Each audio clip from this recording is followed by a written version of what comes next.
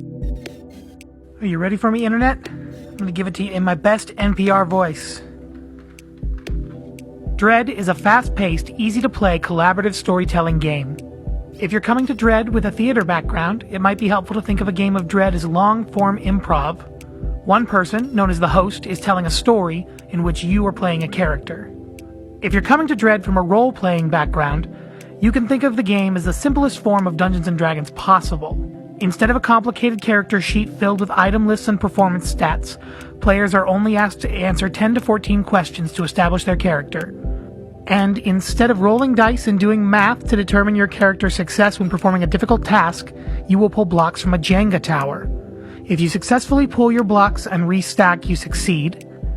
If you knock the tower over, you fail, and the host gets to choose a gruesome end for your character that best fits the story they're telling. Depending on the difficulty of the task, the host can ask you to pull multiple blocks. You can refuse to make a pull and fail to complete the task you set out to do, but you'll have to deal with the extra consequences established then by the host. You can choose to sacrifice yourself by smacking down the tower on purpose. In this situation, you have some control over your death. It's your chance to die spectacularly in order to save the other players of your group.